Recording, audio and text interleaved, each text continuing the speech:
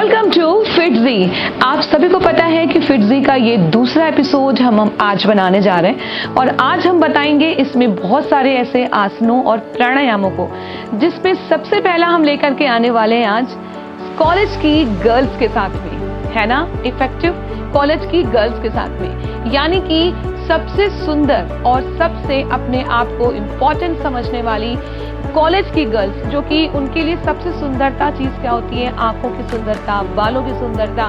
तो आइए हम सभी के लिए एक बहुत बढ़िया सा एपिसोड होने वाला है, जिसको आज हम सभी लोग मिल करके करने वाले हैं इन आसनों के साथ। सबसे पहले ये समझना जरूरी है कि त्राटक वास्तव में प्राणायाम नहीं बल्कि योग की एक ध्यान क्रिया, ध्यान का अभ्यास है। त्राटक क्या है? त्राटक का अर्थ होता है एक बिंदु वस्तु पर बिना पलक झपकाए लगातार दृष्टि टिकाकर देखना, जिससे हमारी एकाग्रता बढ़ती है, ध्यान की गहराई बढ़ती है। तो सबसे पहले हम एक आसन को करेंगे एक उपाय से, जो कि अपना दाहिना अंगूठा आगे करते हुए धीरे धीरे अपने से दूर करते हुए एकाग्रचित होकर के इस अंगूठे को देखना है जब तक आपकी पलक न झपके। यह दृष्टि के दृष्टिकोण से बहुत ही लाभप्रद आसन माना गया है, जिसको करने से हमारी आंखों की रोशनी तो बढ़ती ही है, साथ ही साथ हमारे आंखों के जितने भी रोग होते हैं, जैसे पानी आना, जलन, दूरदृष्टिता, सब कुछ ठीक होती है। इस अंगूठे को हम तब तक देखेंगे जब तक हमारी आंखों से स्वतः पानी ना निकले। धीरे धीरे अंगूठे को पास लाते हुए अपनी आंखों के पास बिल्कुल ले जाते हुए इस प्राणायाम को पूरा करेंगे और हाथ को नीचे रखेंगे। आइए दूसरे अभ्यास की ओर चलते हैं। जिस तरह आप सभी लोग देख पा रहे हैं कि एक मोमबत्ती जल रही है, जिसकी लौ को लगातार हमें देखना है। उसका कारण यही है कि जब हम किसी भी चीज को, किसी भी वस्तु को एकाग्रचित होकर देखते हैं, तो हमारी आंखों की दृष्टि पर, दृष्टिकोण पर बहुत फर्क पड़ता है। ठीक उसी तरह जब हम बिना पलक झपकाए किसी वस्तु को या किसी बिंदु को एक केंद्रित बनाकर देखते हैं। मोमबत्ती की लौ को हमने इसलिए चुना क्योंकि यह एक लौ है। जैसे मोमबत्ती की लौ, वैसे ही दीपक की लौ। हम घर में, अपने कमरे में या किसी भी ऐसे स्थान पर बैठ जाएंगे जहां पर अंधेरा हो और एक मोमबत्ती जला लेंगे या फिर दिया रख लेंगे। लगातार इसी दृष्टि से देखते हुए अपनी आंखों की रोशनी को बढ़ाते हुए मोमबत्ती की लौ को देखना है।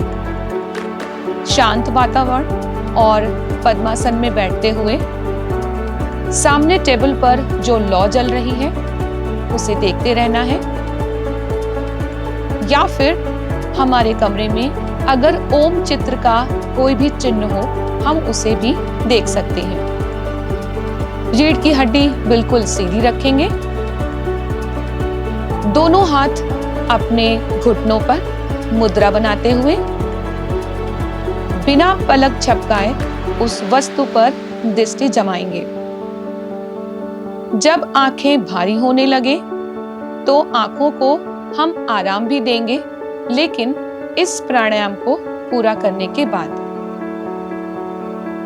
त्राटक प्राणायाम के बहुत सारे लाभ हैं, जिसमें पहला, एकाग्रता और स्मरण शक्ति बढ़ती है, तनाव और चिंता कम होता है, आंखों की दृष्टि और नेत्र ज्योति को बल मिलता है, मन को स्थिर करने में मदद मिलती है, ध्यान और साधना में प्रगति होती है। लेकिन इसकी कुछ सावधानियां भी हैं। लेकिन हम इस प्राणायाम को पूर्ण करने के बाद इसकी सावधानियां बताएंगे। दोनों हाथों की हथेलियों में घर्षण करेंगे, अपनी आंखों पे स्वतः लगाते हुए, चेहरे पे लगाते हुए प्रारंभिक अवस्था में बैठ जाएंगे। सावधानियां: अंधेरे कमरे में दीपक त्राटक करना अधिक प्रभावी होता है। कमजोर या ज्यादा सूखापन, जलन वाली आंखों को यह लोग कम समय के लिए कर सकते हैं। वैसे शुरुआती समय में 1 से 2 मिनट धीरे धीरे करेंगे और फिर इसका समय बढ़ाते हुए 10 से 15 मिनट तक इस लाभ को बढ़ाएंगे।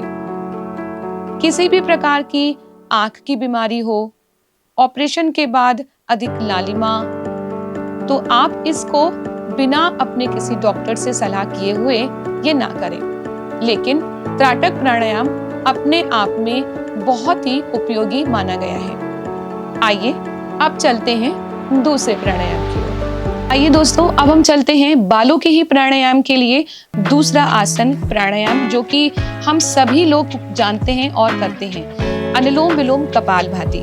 लेकिन उसके पहले हम एक प्राणायाम हमेशा से करते हैं, जो कि जब हम मूवीज देखते हैं, घर पे बैठ करके मोबाइल देखते हैं, तो कई बार होता है कि हम इस आसन को करते रहते हैं, पर इसके बारे में कई भ्रांतियां भी हैं कि अगर ये हम आसन करेंगे, इस लाभ को करेंगे, तो हमें इसका क्या उपचार है जो हमें इसका लाभ मिलेगा। तो शोध के अनुसार इसका लाभ बहुत ज्यादा सभी को मिला है कि अगर हम जब भी फ्री टाइम पर अपने नाखूनों को रगड़ते हैं तो हमें इसका लाभ मिलता है। तो आइए दोस्तों, अब हम चलते हैं बालों के आसन की ओर, प्राणायाम की ओर, जो कि है नया अनुलोम विलोम।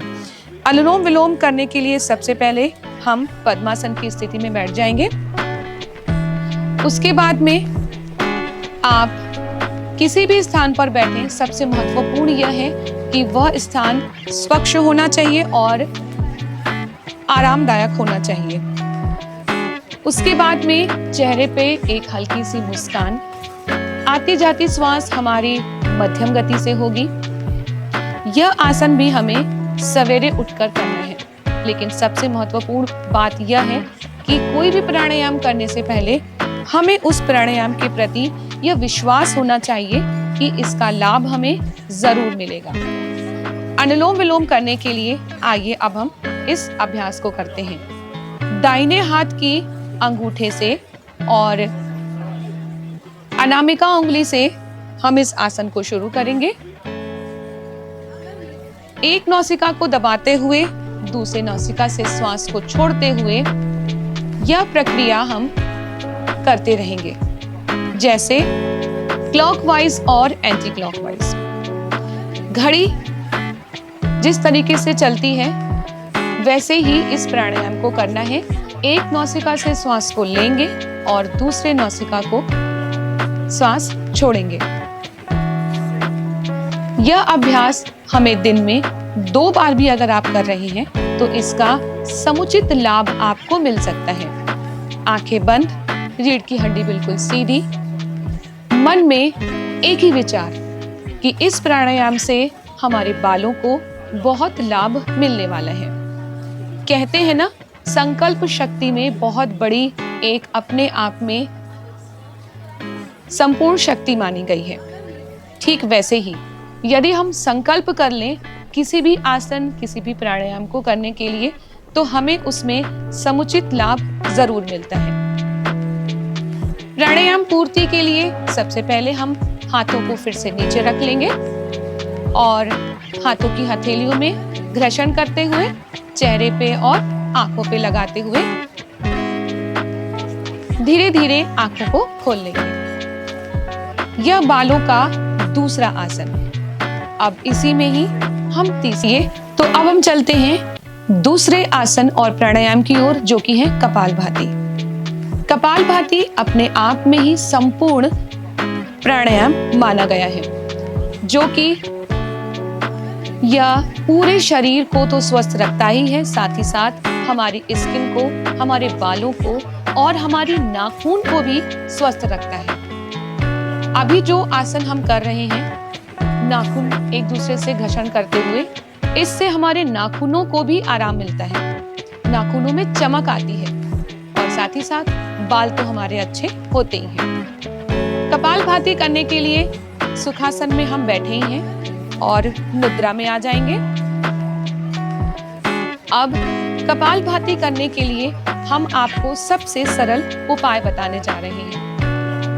कपालभाति जो प्रारंभिक अवस्था में करते हैं, जो पहली बार करते हैं, उनको यह अभ्यास करना है। सबसे पहले हम दाहिने हाथ की एक उंगली को सामने रखेंगे और हम यह सोचेंगे कि यह एक मोमबत्ती है। अब हमें इसको नाक से बुझाना है। स्वतः क्या होता है कि हम मोमबत्ती को मुंह से बुझाते हैं, लेकिन हमें यह प्रतीत करना है कि हमें यह मोमबत्ती नाक से बुझानी है। तो आइए अभ्यास करते हैं। जब हम इस अभ्यास को करते हैं तो हमारी आंखें बंद होनी चाहिए। इस अभ्यास का सही अभ्यास अब हम सभी मिलकर के करेंगे। आंखें खोल लेंगे और हाथ को नीचे रख लेंगे। बायां हाथ अपने पेट पे रखते हुए अब कपालभाति को हम करेंगे।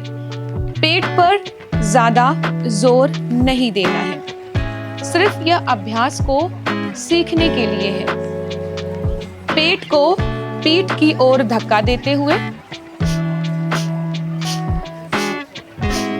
ताकि हमें लगे कि हम इस अभ्यास को कर रहे हैं। पीठ की ओर धक्का देने का मतलब ये है कि हमारा हाथ जब मूव कर रहा है, यानी कि गति कर रहा है, हम यह आसन सही कर रहे हैं। लाभ बहुत सारे हैं अनुलोम विलोम कपालभाति के। इसी प्राणायाम को हम करते रहेंगे। मानसिक शांति, तनाव, चिंता, चिड़चिड़ापन तो दूर होता ही है, साथ ही साथ कपालभाति करने के बहुत सारे उपाय हैं और बहुत सारे लाभ हैं, जिसमें सबसे पहला लाभ हमारे बालों के लिए आता है। कहते हैं ना कि जब हम चिंता मुक्त होंगे तो हमारे बाल भी झड़ना कम होंगे। रक्त शुद्धि, फेफड़ों की क्षमता और रक्त में ऑक्सीजन की मात्रा को बढ़ाता है। हार्मोनल संतुलन को करता है, जिसमें सबसे पहला पॉइंट आता है थायराइड।